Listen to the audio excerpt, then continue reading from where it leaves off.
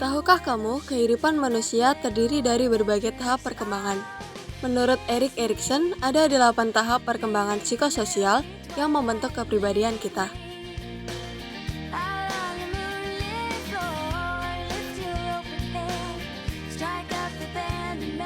Pada tahap ini, bayi belajar untuk mempercayai orang di sekitarnya, terutama ibu atau pengasuh. Jika kebutuhan dasar mereka, atau seperti makanan dan kasih sayang, terpenuhi, bayi akan merasa aman dan belajar percaya. Begitu juga dengan sebaliknya. Jadi, jika bayi merasa mendapatkan kasih sayang dan perhatian, ia akan merasa aman dan percaya pada dunia. Jika tidak, ia bisa menjadi takut dan sulit percaya pada orang lain.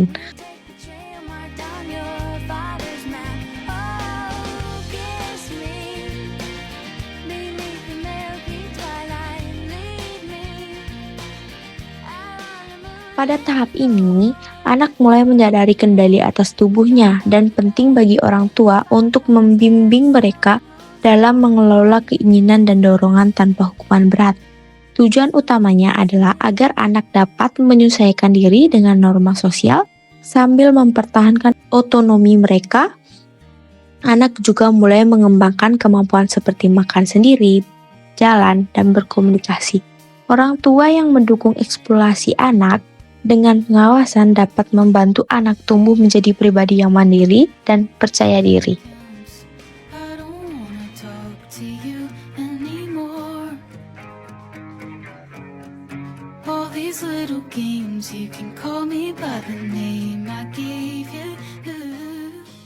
Pada periode ini, anak-anak belajar merencanakan dan melaksanakan kegiatan mereka. Kegagalan saat ini dapat membuat anak takut mengambil inisiatif atau membuat pilihan yang berpotensi menurunkan harga diri mereka. Jika berhasil, anak akan mengembangkan tujuan hidup.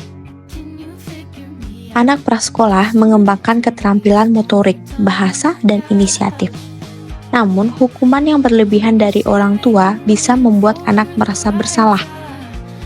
Sementara kurangnya batasan dapat menyebabkan inisiatif berlebihan atau kurangnya minat.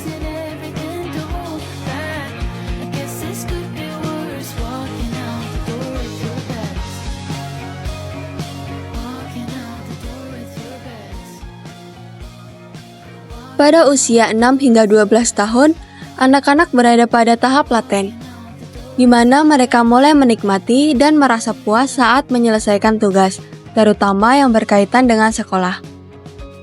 Tahap ini fokus pada pengembangan kemampuan untuk bekerja keras tanpa tekanan. Anak yang berhasil merasa bangga dan mengembangkan kompetensi, sedangkan yang gagal merasa rendah diri. Dukungan dari orang tua, pengajar, dan teman-teman sangat penting dalam proses ini.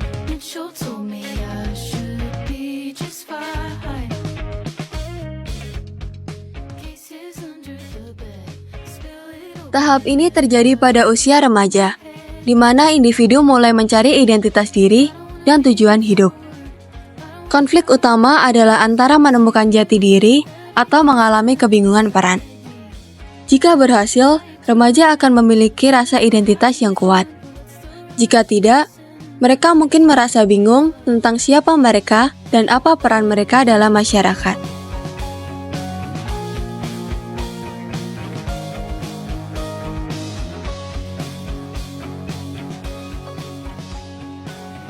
Tahap ini berlangsung pada masa dewasa awal, saat individu mulai membangun hubungan intim dengan orang lain. Konflik utama adalah antara membentuk hubungan dekat atau merasa terisolasi.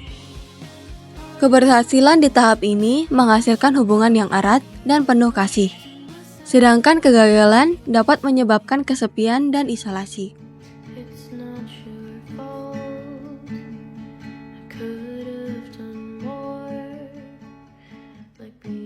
Tahap ini terjadi pada usia dewasa tengah, di mana individu fokus pada kontribusi kepada masyarakat melalui pekerjaan atau membesarkan anak. Konflik utama adalah antara produktivitas atau generativitas dengan stagnasi. Keberhasilan ditandai dengan rasa pencapaian dan kontribusi. Sedangkan kegagalan dapat menyebabkan perasaan tidak berguna.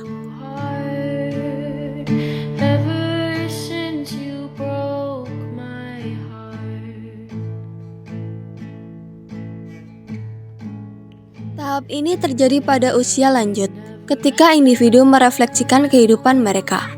Konflik utama adalah antara menerima kehidupan dengan rasa integritas atau merasa putus asa atas penyesalan. Jika berhasil, individu merasa puas dengan hidup mereka, dan jika tidak berhasil, mereka mungkin mengalami keputusasaan. Kesimpulan dari video ini adalah bahwa perkembangan manusia berlangsung dalam 8 tahap psikososial, seperti yang dikemukakan oleh Erik Erikson. Setiap tahap memiliki tantangan yang harus dihadapi untuk membentuk kepribadian yang sehat. Keberhasilan dalam setiap tahap akan membantu individu tumbuh dengan baik, sedangkan kegagalan dapat menimbulkan masalah psikososial di kemudian hari. Dengan memahami teori ini, kita dapat lebih sadar terhadap perkembangan diri sendiri dan orang lain, serta mendukung pertumbuhan pribadi yang lebih baik.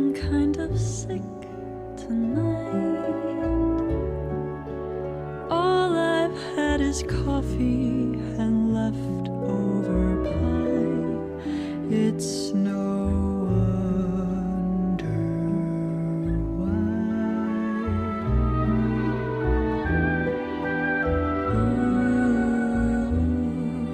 Still you take up all my mind.